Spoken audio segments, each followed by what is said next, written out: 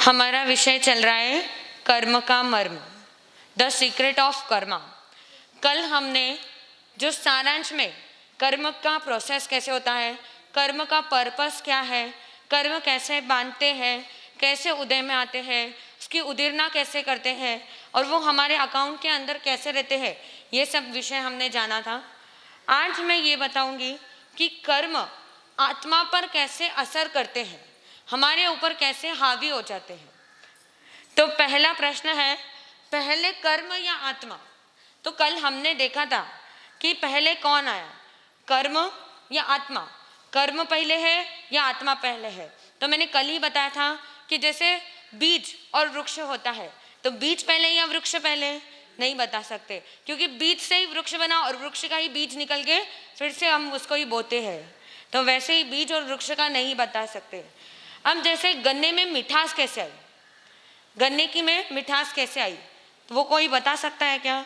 नहीं। हम जब गन्ने का बीज बोएंगे तो वो गन्ना उगेगा तो उसमें मिठास रहेगी, और जो बीज है उसमें मिठास है, तभी वो गन्ने में मिठास आई। तो बीज और वृक्ष का जो रिलेशन है वो अनादि से, वैसे ही आत्मा और कर्म का रिलेशन अनादि से चल रहा है। लेकिन लोग क्या सोचते हैं कि पाप और पुण्य, ये जो दोनों है, पाप का स्टॉक और पुण्य का स्टॉक, जब पाप का स्टॉक रहता है ना, हमारे पास कितनी भी सुख सुविधा हो, हर चीज हमारे पास हो, हर सुख उपलब्ध हो, लेकिन जैसे ही आंधी आती है तो जैसे तृण को क्या बोलते हैं, घास, हवा के झोंके से क्या हो जाता है, उड़ जाता है। वैसे ही पाप का जैसे स्टॉक फुल हो जाता है तो जो सुख है वो तृण की भांति उड़ जाता है। और पुण्य का जब स्टॉक रहेगा, पुण्य का स्टॉक के अंदर हमारे पास कुछ भी नहीं है, तो अगर पुण्य का स्टॉक बढ़ते जाए और वो अगर फुल हो जाए तो वो मेघ जल की तरह बरसात करता है।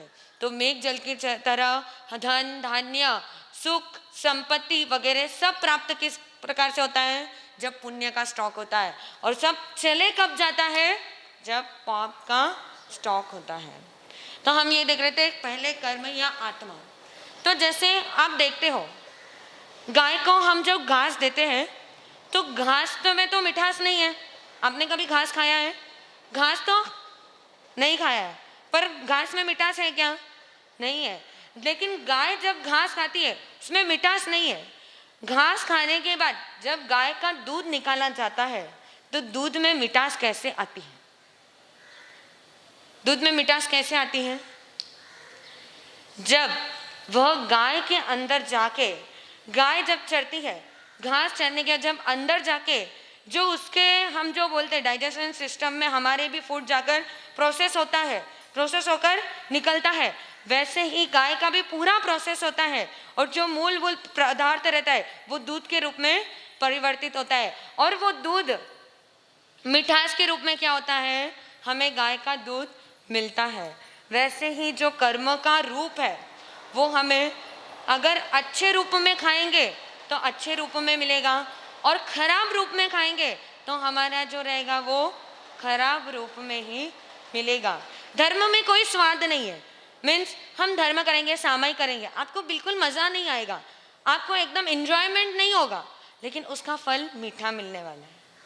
आपके पाप के कार्य में बहुत एंजॉय करते हो, बहुत खुश होते हो, बहुत अच्छा लगता है, लेकिन उसका फल क्या होता है, कड़वा निकलता है। और पुण्य के कार्य में, धर्म के कार्य में आपको कुछ अभी फील हो या मत हो, लेकिन आगे जाके आपको सुख रूप में वो मिलेगा, अच्छे रूप में आपको वो मिलेगा। तो हमें ये देखना है, हमारे पास 8 कर्म है। मैंने कल 8 कर्मों के नाम बताए थे, ज्ञानावर्ण्य, दर्शनावर्ण्य, वेदनीय, मोहनीय, आयुष, नाम, गोत्र और अंतराय। ऐसे हमारे पास 8 कर्म हैं। इन 8 कर्मों और आत्मा के 8 गुण हैं। कर्म तो 8 हैं और आत्मा के गुण कितने हैं? 8। तो ये आत्मा के 8 गुण यहाँ पर लिखे हैं मैंने। अब कर्म कैसे आत्मा पर असर करता है? कर्म पावरफुल है या आत्मा पावरफुल है? तो कर्म कब पावरफुल होता है? तो जब अज्ञानी जीव मिथ्यात्व दशा में कोई काम करता है, अज्ञान अवस्था में, ना समझी में जो काम करता है, तब उसका कौन क्या हावी होता है?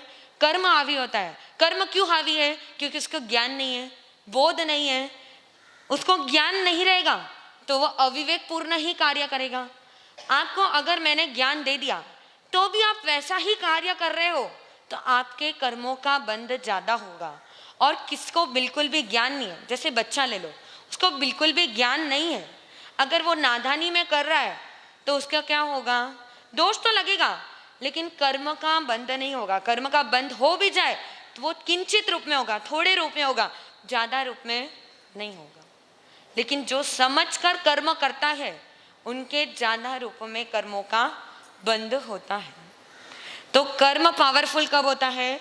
जब हम अज्ञान दशा में, कर्म अभी पावरफुल है इसलिए अज्ञान दशा है, तब कर्म पावरफुल होने के कारण हम कर्मों का और बंद कर देते हैं। और आत्मा पावरफुल कब होती है? जब हम कोई धार्मिक क्रिया कर रहे हैं और कोई परिशह उपसर्ग हमारे ऊपर आ जाए।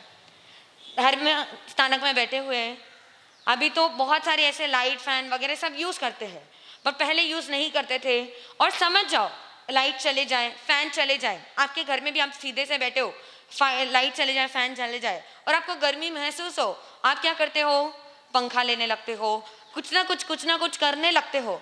अगर उस समय पर आप समता भाव से बैठोगे तो आपके कर्मों का क्या होगा?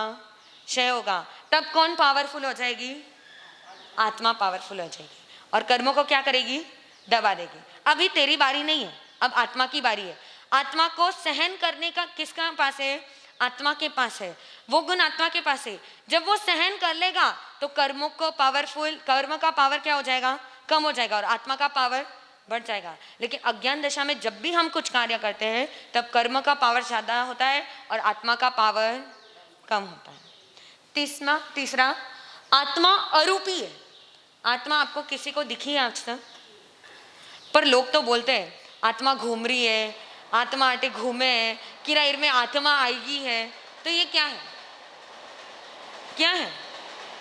आपको पता है जब हमारी मृत्यु होती है उस समय से एक समय, दो समय या तीन समय आपको मैं बोल रही हूँ तो वो तो बहुत बड़ा है। आपके पलक झपकाए उसमें असंख्यात समय बीत गया। तो उससे भी असंख्यात समय से भी जो सूक्ष्म है, एक समय, दो समय, तीन समय, उतने समय में एक आत्मा दूसरे गति में जाकर जन्म ले लेती है। जन्म ले तो ली तो वो आपके घर में कैसे भटकेगी? आपके शरीर में कैसे आएगी? पितृजी आया, मातृजी आया, जो भी आया तो वो कैसे भटकेंगे? इतने साल तक वो क्या आत्मा आपके घर में ही भटकेगी, आपके घर में ही बीच में रहेगी, लटकती रहेगी। और ऐसे कभी नहीं होता है, एक या दो समय या तीन समय आत्मा खाली रह ही नहीं सकती है, उसको अगले गति में जाना ही पड़ता है, अगला शरीर धारण करना ही पड़ता है। आत्मा, और जो बोलते हैं ना आत्मा आएंगे, तो ये 99% तो फेक है। 1% अगर समझ ले तो व्यानवंतर देवता होते हैं। तो वो अगर पूर्व कर्मों के वेर के कारण, पूर्व कर्म हमारे अगर उनके साथ वेर जुड़े हुए हैं तो वो आकर हमें तकलीफ दे सकते हैं, पर आत्मा हमारे अंदर नहीं आएगी, वो हमें आकर तकलीफ देते, तब हम दूसरों को ऐसे बताते कि आत्मा हमारे अंदर आ गई। और 99% पद्मावती देवी आई, यो आई, वो आई, फेक है। क्योंकि पद्मावती देवी सम्यक्वी है और सम्यक्वी जब कभी भी किसी को दुख नहीं पहुंचाता है। और क्यों? जब पद्मावती देवी आती है तो घूमने लग जाते हैं, सर पीटने लग जाते हैं, हाथ पैर उठाने लग जाते हैं, ये सब क्यों करते हैं? सम्यक्वी देवी कभी भी किसी को दुख देती नहीं है। तो ये ध्यान रखना। मिथ्यात्वी जो भी है देवी देवता, वो आ सकते हैं, सिर्फ 1% चांसेस है। अगर वेर का कारण अगर हमारे साथ रहा और वो भी हमारे पाप कर्म का उस समय उदय आ गया तो, नहीं तो नहीं। तो आत्मा अरूपी है तो उस पर कर्म कैसे असर करते हैं? कर्म रूपी है। कर्म के अंदर वर्ण है, गंध है, रस है और स्पर्श है। मैंने कल भी बताया था वर्ण, गंध, रस, स्पर्श। स्पर्श में से सिर्फ 4 स्पर्श जो किचन में यूज करते हैं, स्निग्ध, रुक्ष और ठंडा और गर्म। जैसे फल का होता है ना, फल के का ही ले लो उदाहरण। फल का क्या होता है, जब आप बनाकर नीचे लेते हो तब वो लूखा होता है और गरम गरम होता है, और थोड़े समय बाद आप उस पर घी चोपड़ देते हो तो वो स्निग्ध हो जाता है और ठंडा हो जाता है। तो ऐसे जो चार के किचन के जो है वो ही कर्म आत्मा के साथ आकर, स्पर्श वाले आत्मा के साथ आकर लगते हैं। तो अरूपी और रूपी, रूपी यानी हमें आंखों से जो दिखाई देता है, कर्म क्यों नहीं दिखाई देता है? कर्म के फल को हम भोगते हैं, जब हमें उसका भोगते हुए असर जो होता है वो दिखाई देता है। अब ये हाथ दुख रहा है तो कर्म के कारण से दुख रहा है, मेरा असाता विज्ञ कर्म का उदय, दुख रहा है, मुझे समझ रहा है, पर देख नहीं पाते कि क्या दुख रहा है, कौन सी जगह दुख रही है ये तो पता है, शरीर में पता है, बट कौन से कर्मों के कारण कर्म को नहीं देख पाते। तो वो केवली भगवंत ही देख पाते हैं। वो रूपी है लेकिन बहुत सूक्ष्म है, बहुत छोटा है, अगोचर है, इसलिए हम कर्म को नहीं देख पाते हैं। हमारी इतनी ताकत नहीं है कि हम कर्मों को देख ले, क्योंकि हमारी ताकत यहाँ से हॉल तक इतने तक ही देखने की है। यहाँ से अगर मुझे दीवार के बाहर बोलो तो मैं नहीं देख पाऊंगी, क्योंकि हमारी ताकत ही उतनी नहीं है। तो ऐसे आत्मा को, कर्म को भी हम नहीं देख सकते, लेकिन कर्म रूपी है। तो एक उदाहरण लेते हैं, जैसे बुद्धि, ज्ञान जो बोलते हैं वो अरूपी है। आपने कभी ज्ञान को देखा है?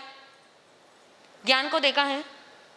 ज्ञान बोल सकते हैं, सीख सकते हैं, सब कर सकते हैं, बट ज्ञान क्या है? उस चीज को देखा है? कुछ चीज है ज्ञान? नहीं, वह अरूपी है। और जो दारू बादाम आप देखते हो वो रूपी है, आपको दिखाई देता है दारू बादाम।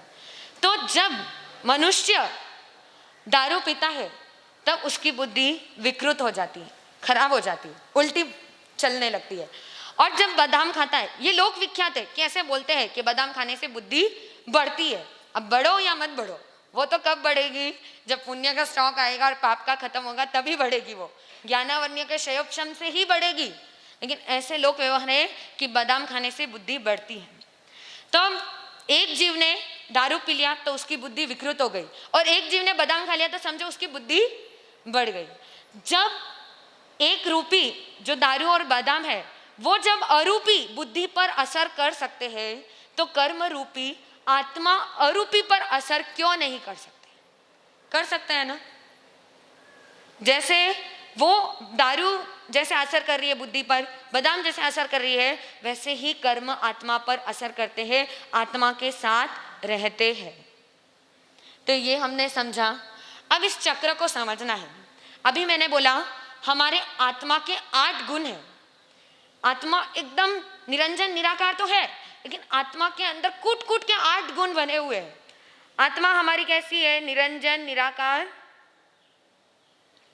मेरा ड्राइंग इतना अच्छा नहीं है, सब अपनी अपनी आत्मा को ले लेना। हमारी आत्मा कैसी है? निरंजन निराकार रूप है। लेकिन निरंजन निराकार रूप होने पर भी उसके पास 8 गुण है।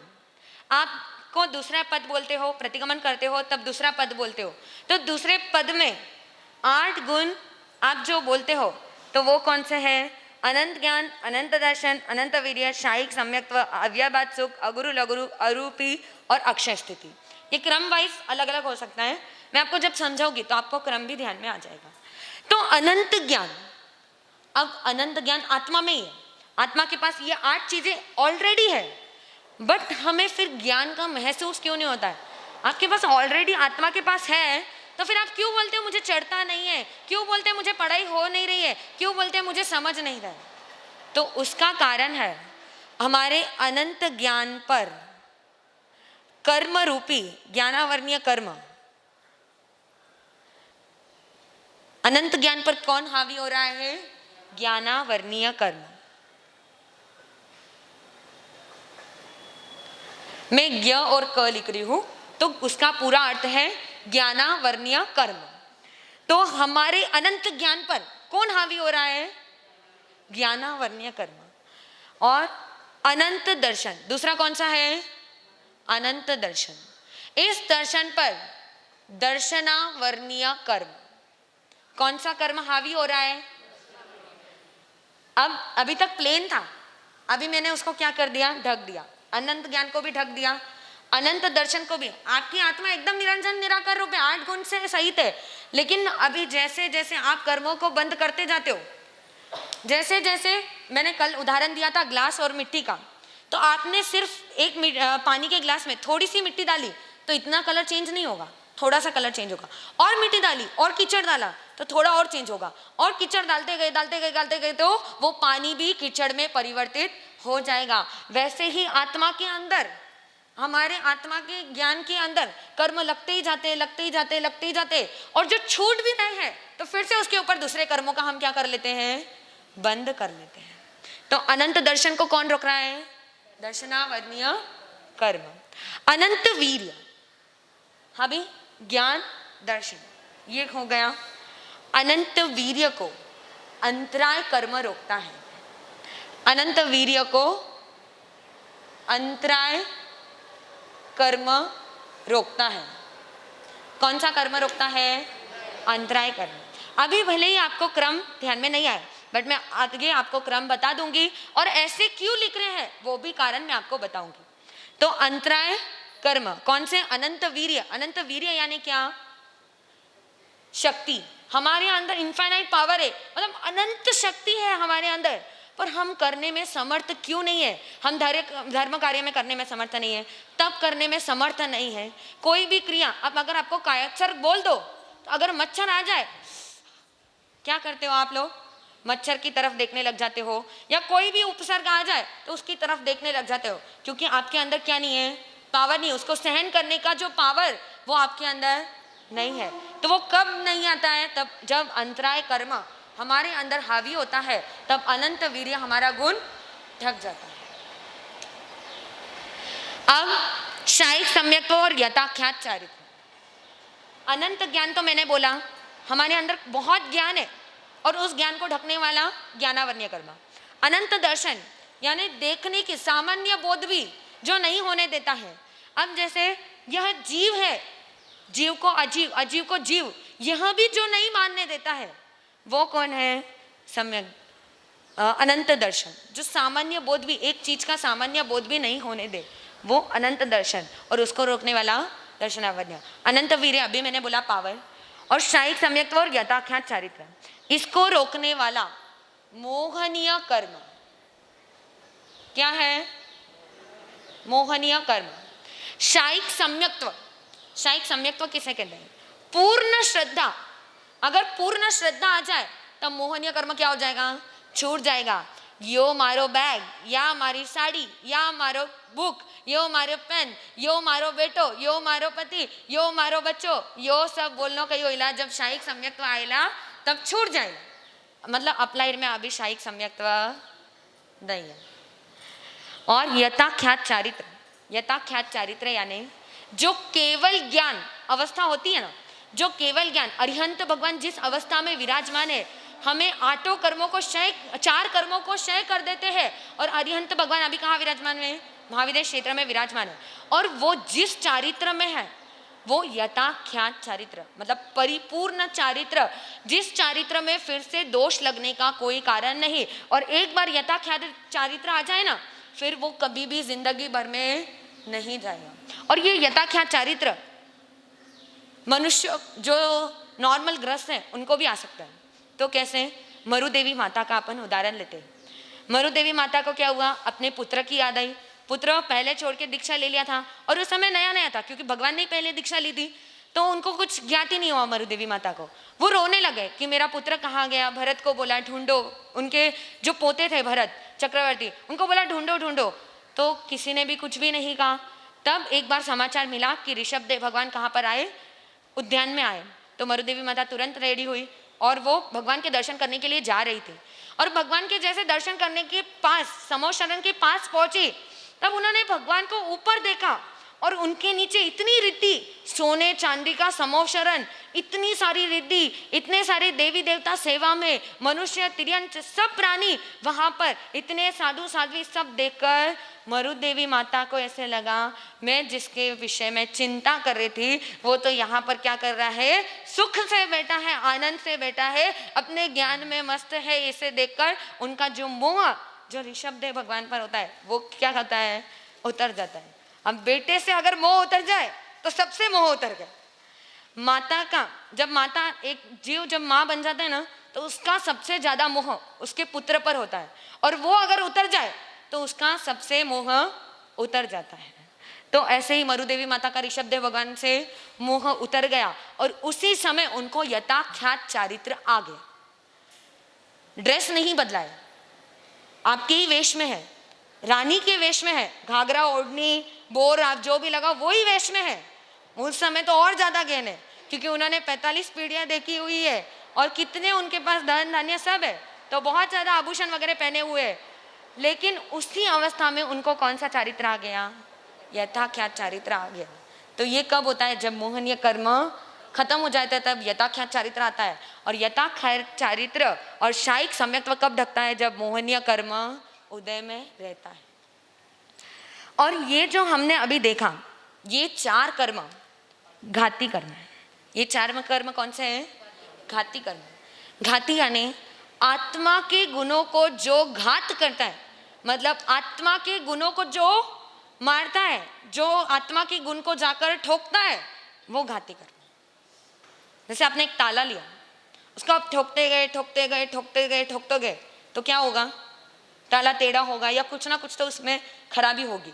वैसे ही घाती कर्म क्या करते हैं? ये 8 गुण को ठोकते जाते मतलब आते जाते तब आत्मा पूर्ण रूप से क्या होती है? कर्मों के अधीन हो जाती है। तो ये घाती कर्म किसके गुण को ढक रहे हैं? आत्मा के ही 8 गुण है, पर मुख्य 8 गुण कौन से हैं?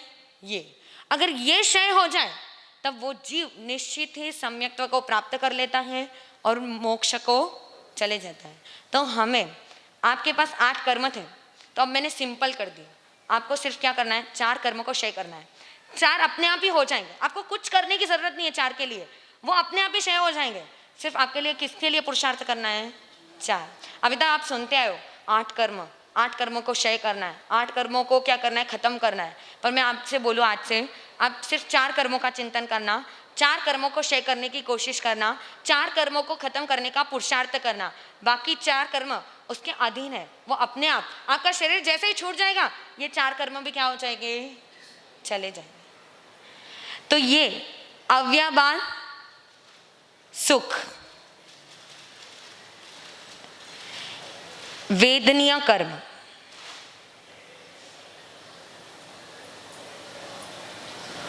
अव्याबाद सुख कब नहीं मिलता है हमें? अव्याबाद सुख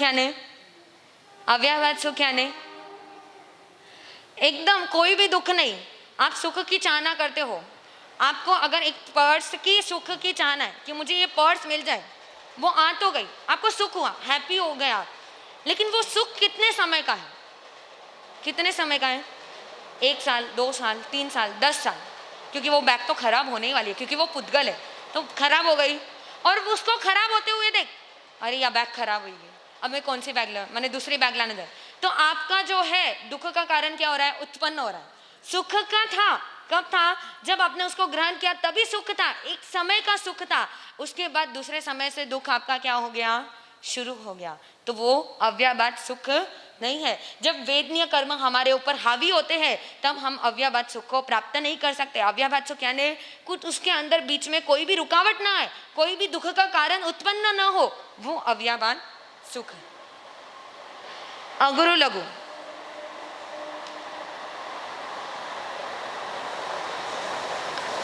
गोत्र कर्म, अगुरु और लघुरु।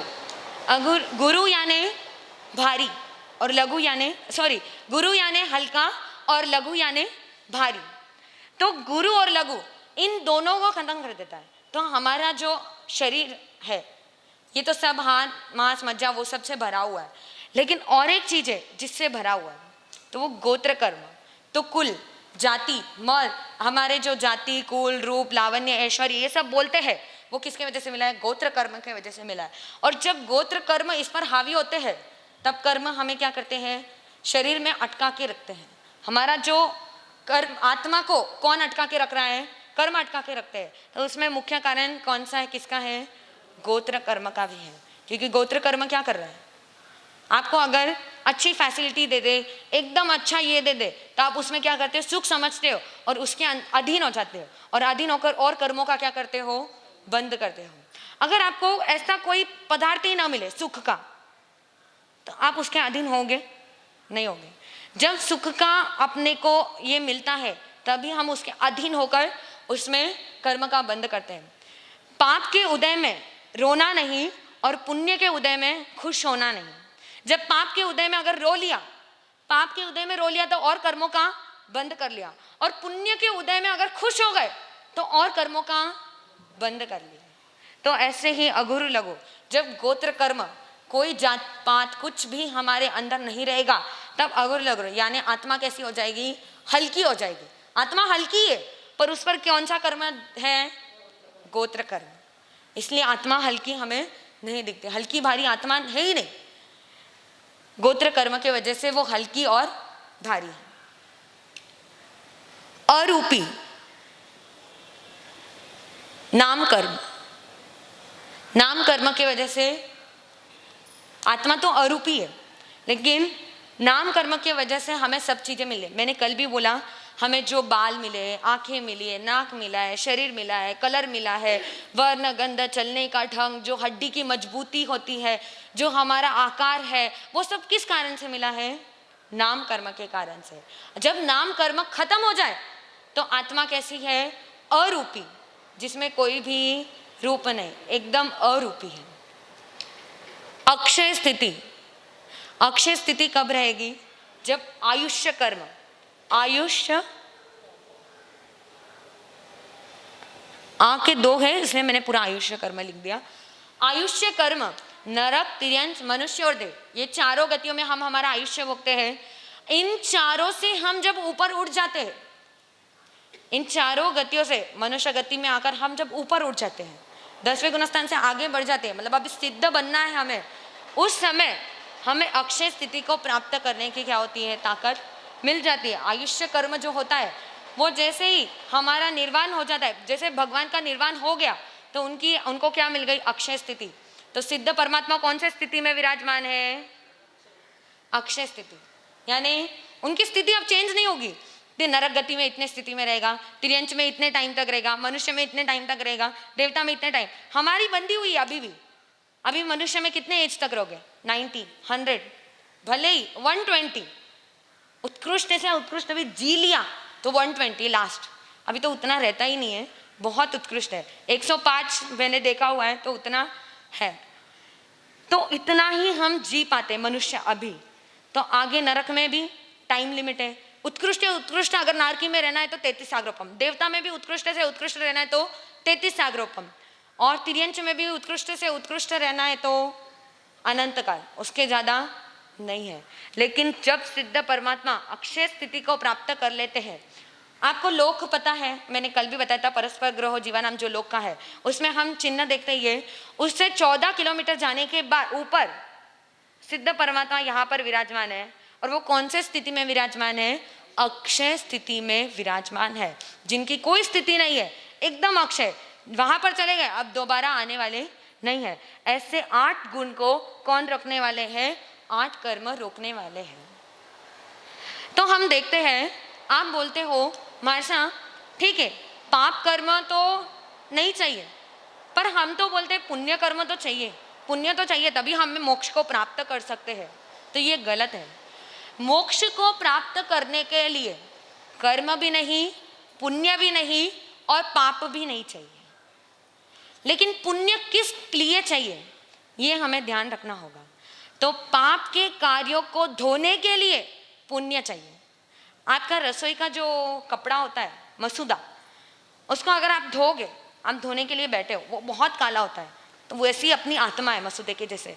उसको ले लो, आप धोने बैठे हो और उसको साबुन से क्या कर रहे हो? घिसते जा रहे हो, घिसते जा रहे हो, ब्रश लगा के घिसते जा रहे हो। वो जैसे जैसे साबुन लगती जाती है तो साबुन भी तो कम हो रही है ना आपकी।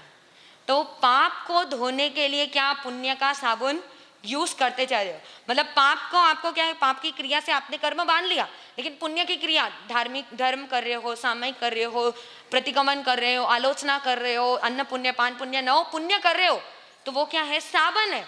किसको धोने के लिए? पाप को धोने के लिए। लेकिन साबन टिकती है क्या आखिरी तक? नहीं टिकती है। जैसे जैसे आप धोते जा रहे हो वो साबन भी क्या हो रही है? खत्म हो रही है। वैसे ही जब पाप और पुण्य दोनों क्षय हो जाएंगे, अब कपड़ा धुल गया, कपड़ा सुखा दिया, तो साबुन को भी क्या करोगे? सुखा दोगे, क्योंकि अब जो मेल है वो क्या हो गया? निकल गया। अगर पाप खत्म भी हो गया तो जरूरी नहीं है कि पुण्य को हमें खत्म करना ही है, पुण्य अपने आप ही खत्म हो जाएंगे। क्योंकि हम ऐसे बोलते हैं पाप को बांधने के लिए पुरुषार्थ करना पड़ता है, बहुत ज्यादा मेहनत लगती है, और पुण्य तो आराम से ऐसे ही बैठे बैठे ही बांध लेते हैं। पुण्य तो हम अच्छे विचार कर ले बांध लिया, मन पुण्य, वचन पुण्य, काया पुण्य, 9 प्रकार के पुण्य दिए, हम बैठे बैठे ही पुण्य को बांध सकते हैं। लेकिन पाप करने के लिए कुछ क्रिया करना पड़ता है, एक्शन करना पड़ता है, जोर लगाना पड़ता है, पावर लगाना पड़ता है, तब जाके हमारे पाप का बंद होता है। तो ऐसे पाप पुण्य दोनों भी मोक्ष के लिए नहीं चाहिए, सिर्फ कर्मों का क्षय होते ही हम मोक्ष को प्राप्त कर लेते हैं। अब हमें देखना है अघाती कर्म, तो हमने देखा ये 4 तो घाती कर्म हो गए, और ये आयु, नाम, गोत्र और वेदनी, ये अघाती कर्म है जो आत्मा के गुणों को तो नहीं करते लेकिन जो बॉडी पर इफेक्ट करते हैं। बॉडी पर कैसे इफेक्ट कर रहे हैं? जैसे आयुष, हमें भाव जो बदल रहे तो शरीर भी बदल रहा है। नाम, हमारे जो रूप रंग वगैरह वो सब मिला है, वो बॉडी पर तो इफेक्ट कर ही रहा है। गोत्र कर्म हमारे जात पात वगैरह, कुल वगैरह पर, और वेदनीय हमारे साता और असाता वेदनीय पर जो असर करता है, वो बॉडी पर जो इफेक्ट कर रहा है, हमारे शरीर पर जो इफेक्ट कर रहा है, वो कौन सा कर्म है? अघाती कर्म। तो अब हम देखेंगे, अब थोड़ा सा डीप में जा रहे हैं हम। अब तक आपने 8 कर्मों को समझ लिया। 8 कर्म हमारे आत्मा से कैसे जुड़ते, कैसे लगते हैं, कैसे हमें सताते हैं, वो तो हमने समझ लिया, और क्या क्या ढकते वो भी देख लिया। अब ज्ञानावर्ण्य कर्म, तो पहले ये समझ ले कि हमारे अंदर ज्ञान तो है, पर वो ज्ञान भी कितने प्रकार में है, ज्ञान भी कितने प्रकार के हैं। तो अब जैसे हमने अनंत ज्ञान देखा, उसमें से समझो हमने थोड़ा सा कम कर दिया, इतना रूप कम कर दिया। अगर उतने इसमें से इतना कम कर दे, थोड़ा सा,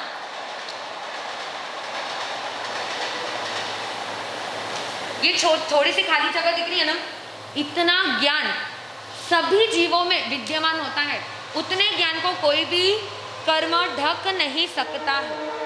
उतने ज्ञान को कोई भी जीव, कोई भी, भले ही वो एक इंद्रिय से लेकर 5 इंद्रिय तक तो, उस आत्मा के उतने भाग को कोई भी कर्म ढक नहीं सकता है। तो उतना अंतवा भाग जितना ज्ञान तो हर जीव में होता ही होता है।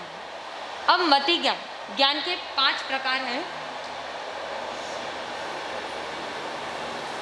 मति ज्ञान जो इंद्रिय और मन की सहायता से होता है। तो इंद्रिय कौन से हैं? एक बार कोई बोलेगा इंद्रिय कौन से हैं? श्रोतेंद्रिय, चक्षेंद्रिय, घ्राणेंद्रिय, रसनेंद्रिय और स्पर्शेंद्रिय, पूरा स्पर्शेंद्रिय।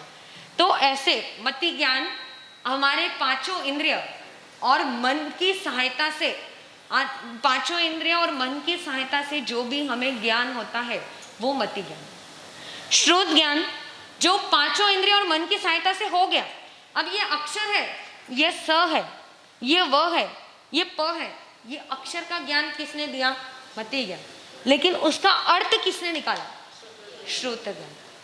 शब्द को समझ लिया, साता ये शब्द है, अक्षर, इसको किसने पढ़ा? मति ज्ञान ने। और श्रुत ज्ञान ने क्या समझा? साता यानी सुख, ये किसने समझा? श्रुत ज्ञान ने। और मति और श्रुत ज्ञान की जोड़ी है, ये कभी भी अलग नहीं रहते हैं। तो मति जितना रहेगा उतना ही श्रुत भी हर जीव में विद्यमान रहेगा ही, ये दोनों भी रहते ही रहते हैं। तो मति ज्ञान और श्रुत ज्ञान, मति यानी देखना, पढ़ना, अक्षर का ज्ञान लेना, और श्रुत ज्ञान उसके अर्थ का, जैसे संकेत करना, शास्त्र का ज्ञान लेना, अर्थ का ज्ञान लेना, वो ज्ञान करता है श्रुत ज्ञान।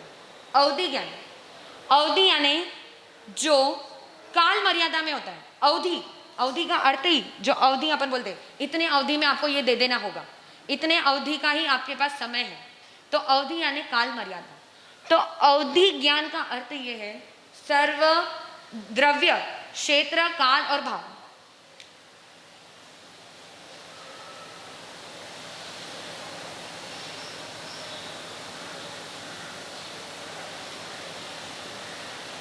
द्रव्य, क्षेत्र, काल और भाव। द्रव्य किसे कहते हैं?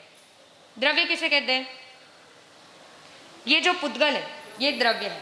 कोई भी चीज जो हमें आंखों से दिखाई दे रही है, जिसमें वर्ण, गंध, रस, स्पर्श है, जो भी पुद्गल, ये चेयर क्या है? द्रव्य है। ये बोर्ड क्या है? द्रव्य। ये पेन क्या है? द्रव्य। आपकी बैग क्या है? आपका शरीर क्या है? द्रव्य।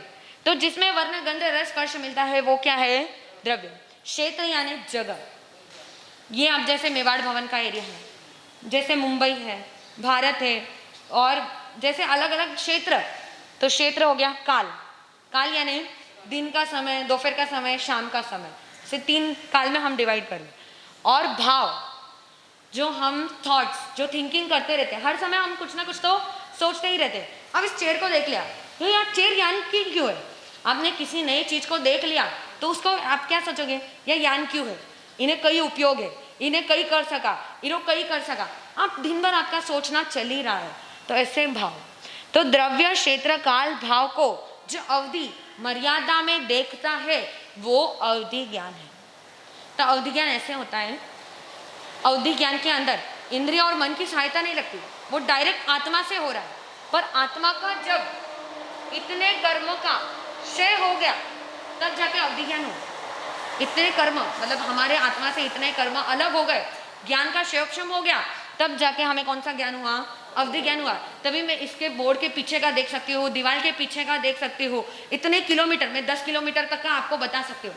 हमने कभी देखा होगा कोई गुरु भगवान जैसे बता देते हैं कि जैसे गुरुदेव का वर्णन सुनते हैं हम, जैसे उन्होंने सिकंदराबाद में एक श्रावक जी जो जहर ले रहे थे, उनको उन्होंने इतने किलोमीटर देख लिया, उनके इसमें दिख गया, तो उनको एक अवधि ज्ञान का भंग था। गुरुदेव गणेश लाल जी महाराज को अवधि ज्ञान का भांगा था, तो उसके कारण उन्होंने देख लिया।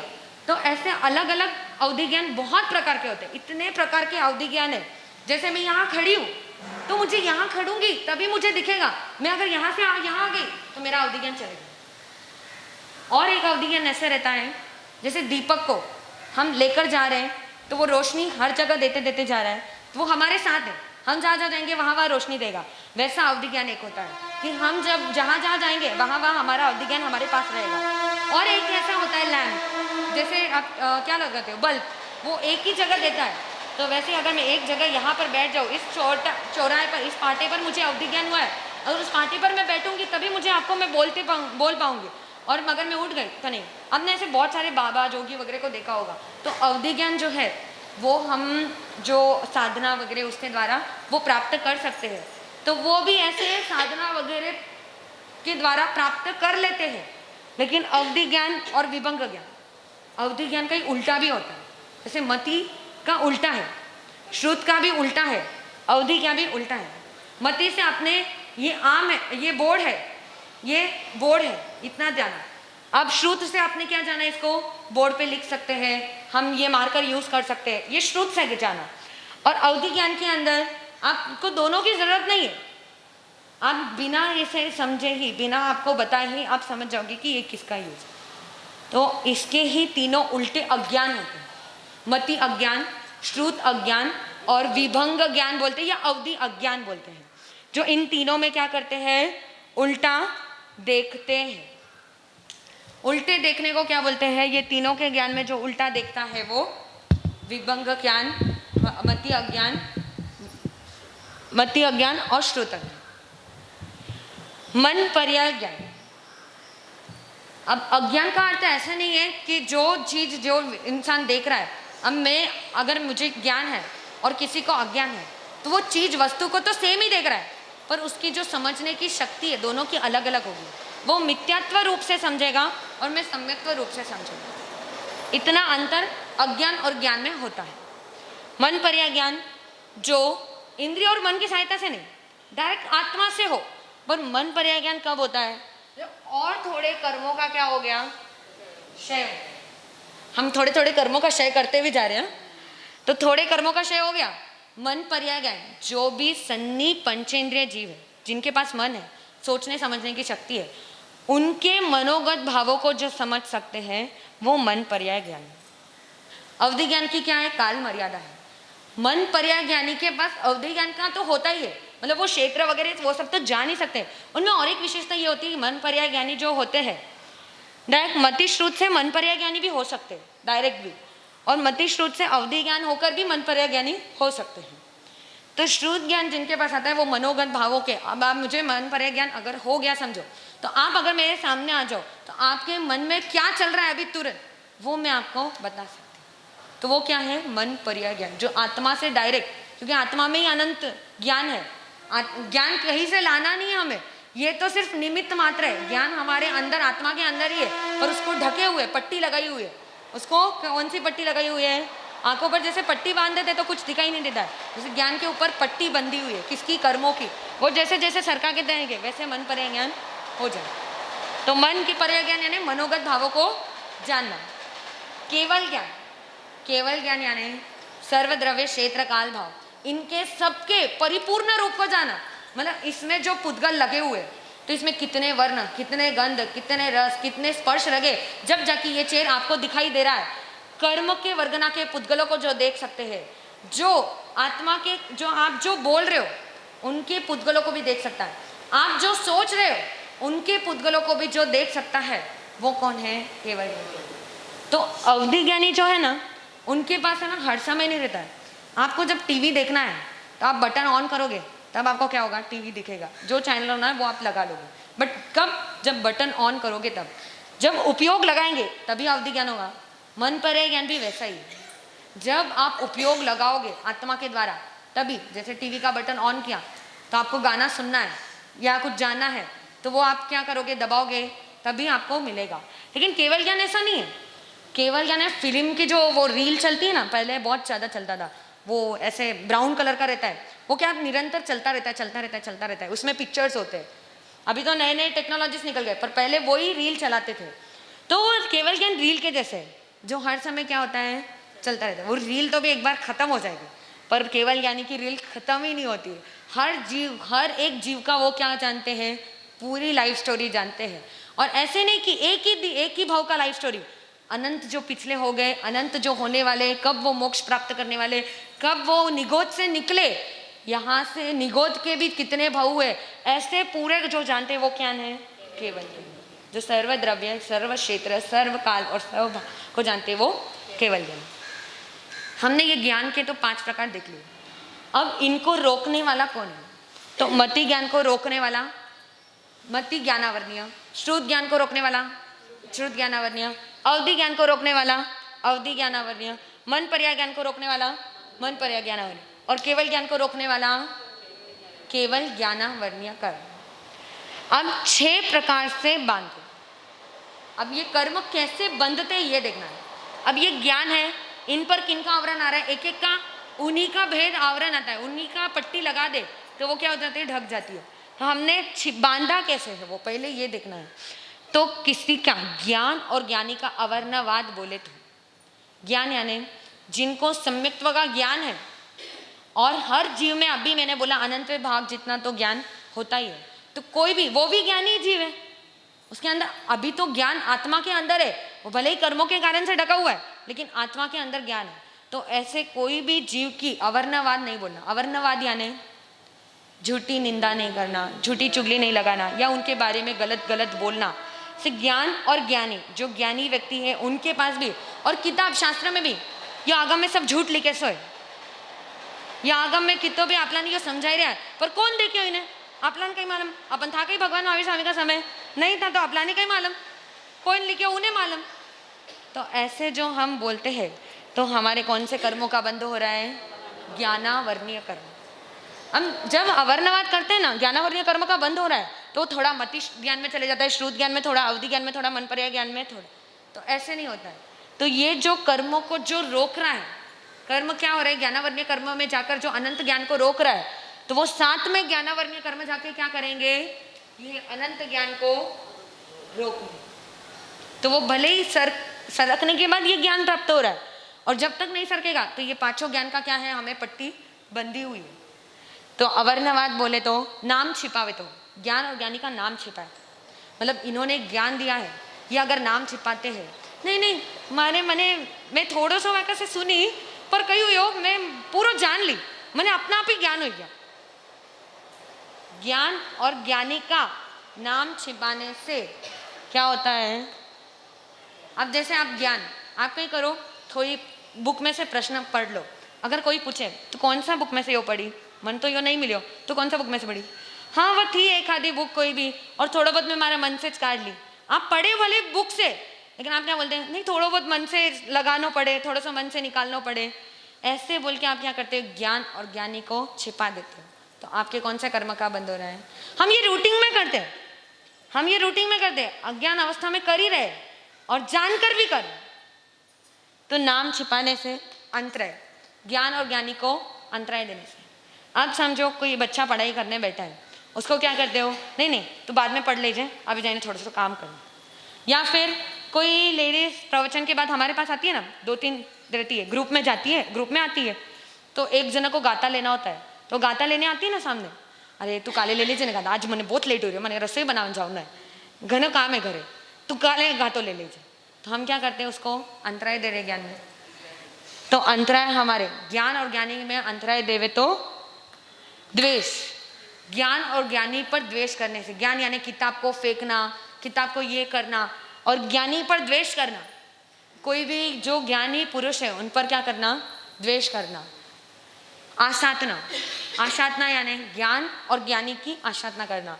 जैसे हम मुपत्ति लगाते हैं, मुपत्ति क्यों लगाते हैं, जब भी हम ज्ञान की पुस्तक पढ़ते हैं या फिर हम मार्सा से बात करते हैं वगैरह करते हैं, तो हमारा थूक मार्सा पर ना गिरे तो वो ज्ञानी हो गए, तो उन पे थूक ना गिरे तो वो भी, और एक हम किताब वगैरह पढ़ते हैं तब हमारी थूक उस पर ना गिरे, और वायु का की जीवों की रक्षा के लिए हम 2 कारण से मुपत्ति पहनते हैं।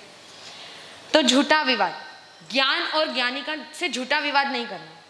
ज्ञान में बुक में लिखा हुआ है, नहीं ये सही नहीं रह सके, ये शायद गलत लिखे, ये ऐसे ज्ञान के बारे में, और ज्ञानी से झूठा विवाद करना। ज्ञानी अगर बोल रहे कि ये ऐसा होता है, नहीं ये ऐसा नहीं होता, हमने तो ऐसे ही सीखा तो ऐसे ही रहेगा वो, तो ऐसे ज्ञानी के साथ जो झूठा विवाद करते, अगर सही है तो आप भले ही बहुत विवाद करो, आप अगर सही हो तो, बट आपको अगर ज्ञान न हो तो झूठा विवाद करेंगे तो कर्मों का बंध होगा ही। तो ऐसे 6 प्रकार से हम बांधते हैं और 10 प्रकार से भोगते हैं। तो 10 प्रकार से कैसे भोग गए, थोड़ा सा 5-10 मिनट का समय रहा है, क्योंकि थोड़ा सा आज लेट शुरू किया था तो थोड़ा सा 5-10 मिनट का समय रहा है। तो 10 प्रकार से भोगते हैं। तो 10 प्रकार से भोगते यानी श्रोतेंद्रिय, चक्षुन्द्रिय, घ्राणेन्द्रिय, रसनेन्द्रिय और स्पर्शेंद्रिय। ये कितने हैं, 5 हमारे पास इंद्रिय है। अब हमने बांध तो लिया ज्ञानावर्ण्य कर्म, अब वो मति ज्ञान, श्रुत ज्ञान, अवधि ज्ञान, मन पर केवल ज्ञान, ये इनके कर्मों का क्या है, आड़ा है।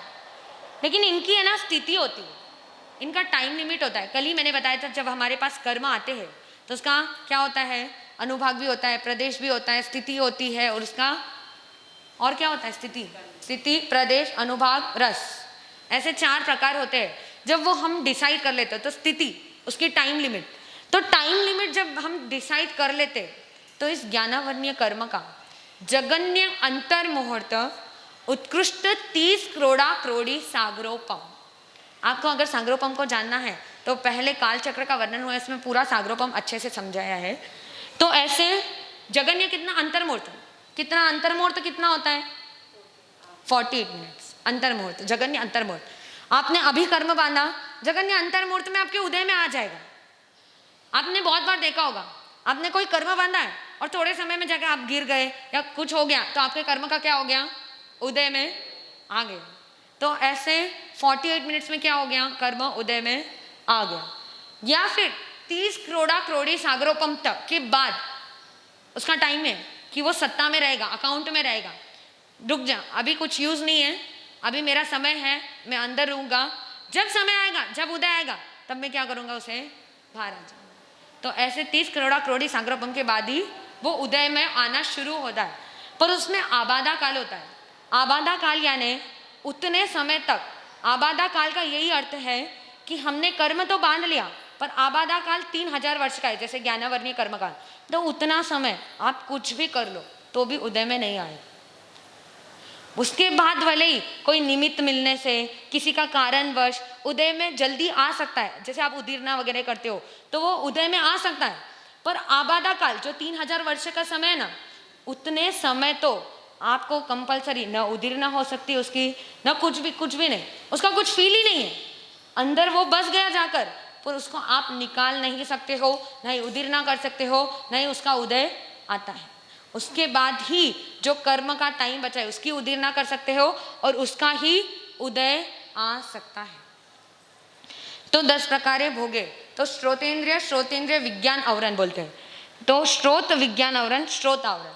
तो जो हमें श्रोत आवरण यानी हमारे जो सुन तो रहे, सुनने की जो शक्ति कम ज्यादा होती है, किसी को कम सुनाई देता है, किसी को ज्यादा सुनाई देता है, तो वो किस कारण से? ज्ञानावर्णीय कर्म के कारण से श्रोत आवरण हो रहा है, श्रोत के ऊपर आवरण आ गया। क्यों आवरण आ गया?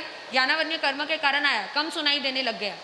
पहले पहले ज्यादा सुनाई देता है, और अभी हम देखते हैं 99 ईयर्स के हो गए लेकिन एकदम तेज सुनते हैं, और इतने छोटे छोटे 5-5-6 साल के बच्चे मशीन लगा के आते हैं, इतने बड़े बड़े मशीन लगा के आते हैं। तो वो कौन सा है? श्रोत आवरण। श्रोत विज्ञान आवरण, श्रोत विज्ञान आवरण यानी श्रोत आवरण तो सुनने की शक्ति की कम ज्यादा, श्रोत विज्ञान आवरण जो सुना है उसको अर्थ में समझना। यानी मैं बोलूं लाल साड़ी और आप समझो पीली साड़ी, तो क्या हो गया? आपके विज्ञान में कोई डिफॉल्ट आ गया। तो जब श्रोत विज्ञान आवरण जो बोला है उसे उसी रूप में समझना, वो श्रोत विज्ञान आवरण। अगर उस रूप में नहीं समझा तो वो उसका क्या कारण है? श्रोत विज्ञान आवरण। तो अभी हमारा सबसे ज्यादा क्या कर्म का उदय है? श्रोत विज्ञान आवरण बहुत ज्यादा है हमारे में। सुनने की शक्ति है पर समझने की शक्ति नहीं है। तो ऐसे ही नेत्र आवरण, नेत्र का भी ऐसे आंखों से दिखाई देता है, पर नेत्र विज्ञान आवरण जो दिखा है उसको समझना मुश्किल होता है। घ्राण आवरण, घ्राण मतलब स्मेल ले सकते, पर किस चीज का स्मेल है ये जब डिसाइड नहीं कर पाते तो ज्ञान विज्ञान आवरण। रस आवरण, टेस्ट तो ले लिया पर टेस्ट किसका है, जो अंतर में जाना है वो क्या होता है? किसी को आप अगर कुछ बना के दे दो ना, वो सूंघकर ही बता, हाँ इनमें सूट की स्मेल आई रही है, इनमें इसे, और किसी को बता दो तो कुछ समझता ही नहीं। और रस में भी ऐसे ही, किसी को है ना हर चीज, हाँ तू इनमें कोतमीर डाली, तू इनमें टमाटर डाली, तू इसमें ये डाली, तू इसमें वो डाली, ये परफेक्ट बता देते हैं। कब? जब उनका रस विज्ञान आवरण अच्छा होता है। तो ऐसे रस आवरण और रस विज्ञान आवरण। स्पर्श आवरण और स्पर्श विज्ञान आवरण। स्पर्श आवरण यानी इसको मैं टच कर रही हूँ, ये स्मूथ लग रहा है, ये इसको थोड़ा खड़बड़ा लग रहा है, तो बट ये कैसे लग रहा है, ये क्या चीज है, ये मार्कर ऐसा ही क्यों है, जो हमें जब मालूम पड़ता है तो वो क्या है? स्पर्श विज्ञान आवरण। तो ऐसे 6 प्रकार से बांधते हैं और 10 प्रकार से उदय में आते हैं। 6 प्रकार से बांधने के प्रकार कितने? 6 ही है, पर एक्स्ट्रा क्या दे दिया? 4 भोगने के प्रकार ज्यादा दे दिए, बांधने के कम और भोगने के क्या दे दिए? ज्यादा दे दिए। तो ऐसे हमारे ज्ञानावर्ण्य कर्म पुण्य पाप का स्टॉक और अनंत ज्ञान को कौन ढक रहा है? ज्ञानावर्ण्य कर्म। अनंत दर्शन को कौन रखता है? दर्शनावर्ण्य कर्म। दर्शन के प्रकार, सामान्य बोध का आवरण ये, और वेदनीय कर्म हम कल देखेंगे। आज हमारा समय पूर्ण हो गया, हमारा समय आ गया है। तो आप लोगों को और कोई भी शंका हो किसी को भी, तो अपने डायरी में प्रश्न लिख कर रखो। जब भी आप मेवाड़ भवन वगैरह आते हो तब आप मानसा वगैरह से या कोई भी ज्ञानी पुरुष से उस प्रश्न का समाधान लो, और जब तक हम प्रश्न का समाधान नहीं लेते हैं तब तक हमारे जो ज्ञानावर्ण्य कर्म क्या हो गए, उसकी पट्टियाँ खुलेगी नहीं। जब तक चाबी लगेगी नहीं तब तक ताला खुलेगा नहीं। तो चाबी क्या है? जिज्ञासा, और जिज्ञासा का जब समाधान होगा तो एक एक ताला खुलते जाएगा। तो ऐसे ही जो भी डाउट हो, जो भी प्रश्न आपके मन में हो किसी के भी, तो मेवाड़ भवन में या फिर जो भी मानसा जहाँ पर भी विराजमान हो, जिसके भी पास जाते हो, उन प्रश्नों का समाधान प्राप्त करो।